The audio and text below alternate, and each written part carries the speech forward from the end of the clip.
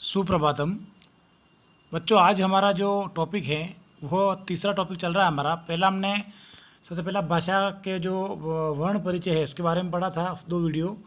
एक हमने आज माहेश्वर सूत्रों के बारे में पढ़ लिया और आज उसी का तीसरा पार्ट है उच्चारण स्थान। ये लगभग सभी एक ही मिलते जुलते पार्ट, पूरा एक ही टॉपिक है आपका, इसमें आ जाएंगे। तो इसके बाद मैं एक टेस्ट भी लूँगा आपका।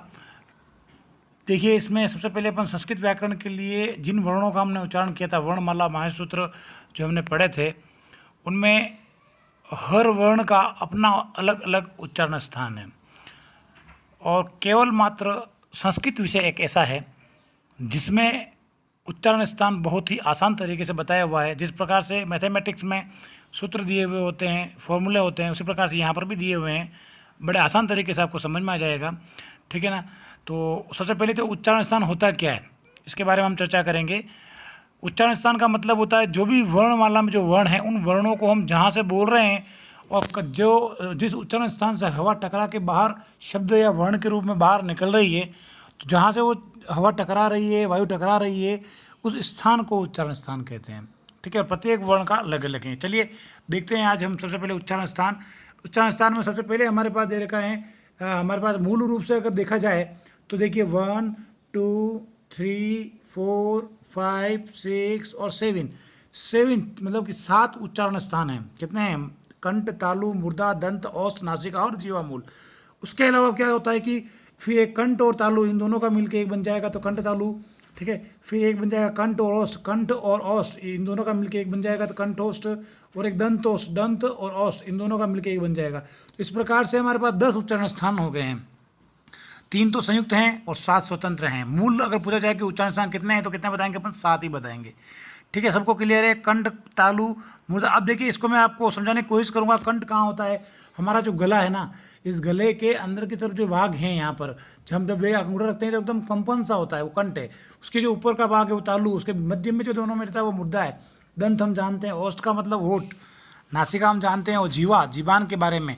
बाकी जो ये संयुक्त जो है, ये 3 संयुक्त दे रखे, कंठ तालु, कंठोष्ठ और दंतोष्ठ, ठीक है ना। और बहुत आसान है, इसके सूत्र बने हुए हैं, ठीक है। आपको निश्चित रूप से समझ में आ जाएगा, ठीक है। बस ध्यान ये रखना है कि उच्चारण स्थान कितने हैं तो 7, ठीक है ना। और संयुक्त के साथ कितने हैं तो कितने होगा? 10, ठीक है। चलिए अगर बात करते हैं, ये देखिए आपके सामने बिल्कुल सूत्र के सिस्टम से बिल्कुल समझा रखा है और मैं आपको बिल्कुल बहुत अच्छी तरह समझाऊंगा। पहला दे रखा है आपके पास कंठ। कंठ में आपको याद करना है अकुह विसर्जनीय नाम कंठ। क्या बोलना है? अकुह विसर्जनीय नाम कंठ, ठीक है। इसमें क्या क्या आएंगे? ये अक्षर आएंगे, ठीक है। फिर तालु में क्या होगा? ईचू ऐसा नाम तालु। तो इसको अपन थोड़ा विस्तार से आगे भी पढ़ेंगे, क्या सूत्र बता रहा हूँ, ये जो सूत्र दे रखे हैं। मुर्दा में क्या है? रीटू लक्षाणाम मुर्दा। दंत में क्या होगा? ऋतु लक्षाणाम दंत। औष का उपु पद्मानिया नाम औष्ठाऊ। नासिका का यम गणना नाम नासिका च। कंठ तालु का ए देतो कंठ तालु। कंठोष्टम का अवदोतो कंठोष्ठम। दंतोष्ठ का अवकारस्य दंतोष्टम। जिह्वा मूल्यस्य जीवामूलम। और नासिका च अनुस्वारस्य। इस प्रकार से ये सूत्र हैं, ये सूत्रों को याद करना है। 10 ही सूत्र बहुत इंपॉर्टेंट हैं और इनको आपको याद करना पड़ेगा। कैसे करेंगे? कैसे क्या बोलना है? अकु नाम कंठ, इचु नाम तालु, ऋतु नाम मुर्दा, लितुल नाम दंता, उपपद्मा नाम होस्टो। हमें पूरा इंटरेस्ट लगे देखना है और इन सूत्रों से आपको पूरा याद हो जाएगा। चलिए देखते हैं अपन, ठीक है। सबसे पहला कंठ, ठीक है ना। कंठ में देखिए दे रखा है अकुह, याद बोलो सभी आप। अकुह विसर्जनीय नाम कंठ। इसमें मूल जो बात हो रही ना, ये 3 अक्षर ही हैं, अकुह और विसर्ज, ठीक है। बाकी पीछे तो केवल उच्चारण के लिए दिया गया है। तो बोलो अकुह विसर्जनीय नाम कंठ। जो बोलेगा उसी का बोला बिकेगा। बात समझ में आ रही है?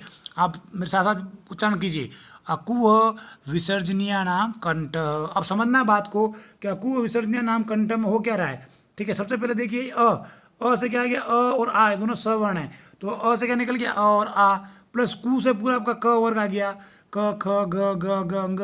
ह से आपका ह आ गया और इस विसर्ग से आपका ये विसर्ग आ गया। तो ये अक्षर जहाँ जहाँ पर भी आ जाए वहाँ पर कौन सा उच्चारण होगा? हमारा कंठ होगा। क्या होगा? हमारा कंठ से बोले जाएंगे। क्या क्या हो गए वापस समझिए आप। अकुह विसर्जनीय नाम कंठ। अ से तो अ और आ गया, कु से क वर्ग आ गया, ह से ह आ गया और विसर्ग। देखिए आसान है, ठीक है। एक सूत्र याद किया है, आपको कभी भी भूलोगे नहीं। जैसे ही कंठ आया दिमाग, कंठ से कौन से बोलते हैं? अकुह विसर्जनीय नाम कंठ। और अ से क्या निकल रहा है, कू से क्या निकल रहा है, ह से क्या निकल रहा है, विसर्ग से विसर्ग निकल रहा है। बस ये आपका कंठ वाला हो गया। तो बड़ा आसान है, इसको आप कॉपी में उतार लीजिएगा और आप 2 बार जब उतारेंगे और बोलते रहिएगा, शर्माना नहीं, आपको बोलना तो पड़ेगा, बोलोगे तभी याद होगा। ठीक है ना। भाई हमारे मोहल्ले में कोई सब्जी वाला आया है और अगर वो लारी लेके आया, कुछ भी जो गाड़ी लेके आया, गाड़ी लेके निकल जाए, किसको मालूम कौन आया, जब तक बुलाएगा नहीं, आप जब तक बोलोगे नहीं तो याद कैसे होगा। तो उसको बार बार पढ़ना है, रिवाइज करना है, बोलना है। ठीक है, बहुत ईजी है। अकुह विसर्जनीय नाम कंठ। कौन कौन से वर्ण है नीचे लिख रखे हैं। चलिए दूसरा देखते हैं, तालु। तालु का है हमारे कंठ और जो मुर्दा है उसके बीच में जो स्थान है उसे हम तालु कहते हैं। और बहुत ही आसान तरीका है इसका, देखिए ईचू यशा नाम तालुह, ईचू यशा नाम तालुह, बोलो ईचू यशा नाम तालुह। और एक साथ बोलेंगे तो कैसे बोलेंगे, ईचू यशा नाम तालु। क्या बोलेंगे, ईचू यशा नाम तालु। देखिए अब ई आया, ई से छोटी ई और बड़ी ई आ गया, चू से च वर्ग आ गया आपका च छ ज ज य से आपका य आ जाएगा और स से आपका स आ जाएगा। और स कौन सा होगा, ये मूर्धन्य, इसको तालव्य स बोलेंगे। इस स को हम बोलते हैं शक्कर वाला स। अब आज के बाद आप शक्कर वाला नहीं बोल के क्या बोलेंगे, तालव्य स। ये मैं पढ़ा चुका हूँ पहले भी आपको, जो बच्चे 8 में थे उनको, है ना, 7th में भी आपने पढ़े होंगे और 8th में भी पढ़े होंगे, तो देख लीजिए आप वापस, कोई दिक्कत नहीं। ई चू यशा नाम तालु, ई से तो ई और बड़ी ई, चू से च छ ज ज य से यकार, स से स, और ये पीछे वाला उच्चारण के लिए। तो तालु से कौन कौन से अक्षर बोलते हैं, ईचू यशा नाम तालु। बस इजी है, कोई दिक्कत नहीं है।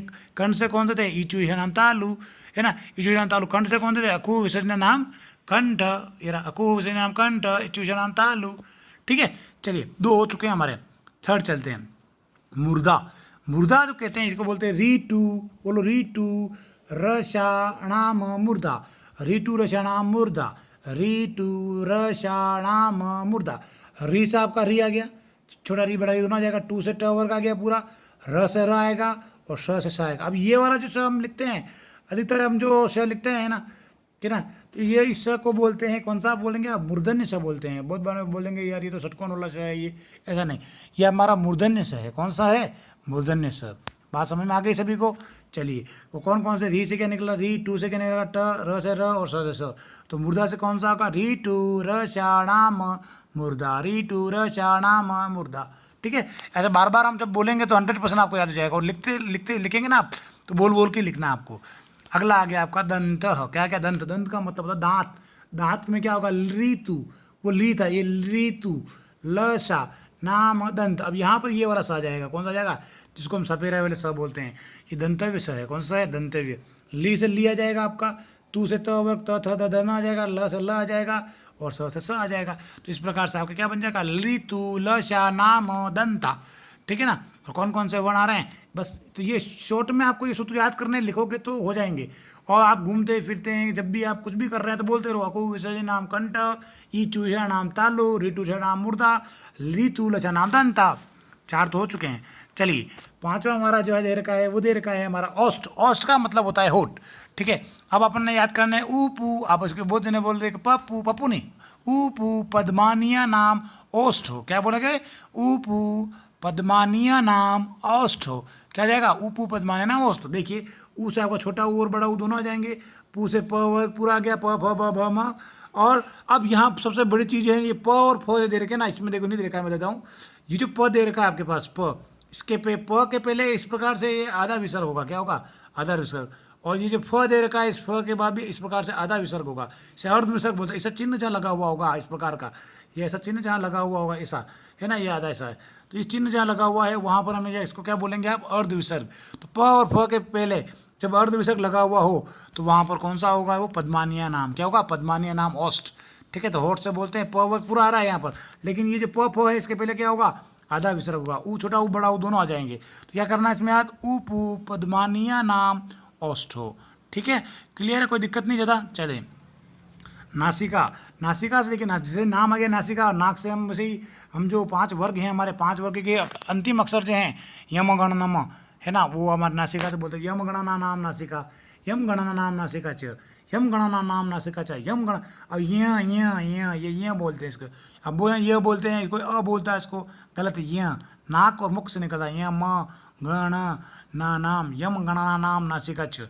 ठीक है, देखो यम गणनम, ये 5 अक्षर अंतिम, 5 वर्गों के 5 अक्षर है, बहुत ही आसान है। यम गणना नाम नासिका च।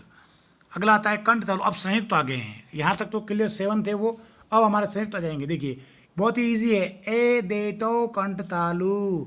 अब ये ए और आई आ जाएगा, क्या जाएगा इसमें, ए तो आ गया, इसमें से द के ऊपर आई की मात्रा है, तो ए और आई का कहाँ से होगा, कंठ तालु से होगा। कहाँ से होगा, कंठ तालु से। ए और आई का उच्चारण कंठ तालु से होगा, बहुत ईजी है, आई दे तो कंठ तालु।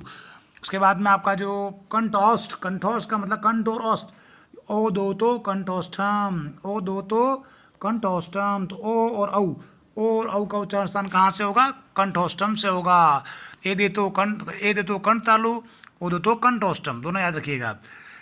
अगला आता है दंतोष्ठम, तो वकार से दंतोष्ठम, केवल मात्र एक ही शब्द है, केवल वो है ना, इसको बोलते हैं दंतोष्ठ। मतलब जब हम व का उच्चारण करेंगे तो दांत और होठ दोनों का उच्चारण किया लिया जाएगा।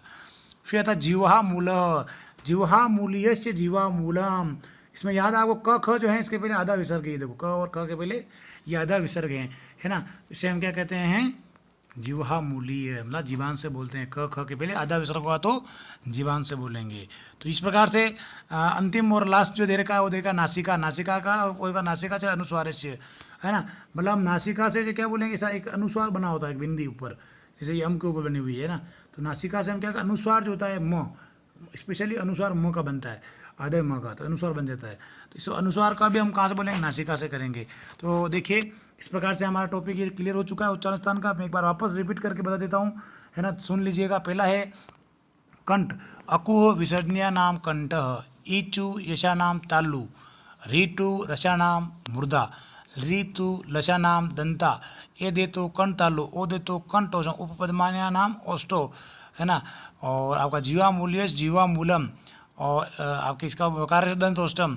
इस प्रकार से आपके 10-11 ही सूत्र सभी हो चुके हैं, और इसको आप एक बार आप रिपीट करिएगा, कॉपी में लिखिएगा, और प्रभु श्रीनाथ जी आपको जल्दी याद करवा दे, और जल्दी से अपन मिलें, है ना, स्वस्थ रहें, व्यस्त रहें और काम करते रहें।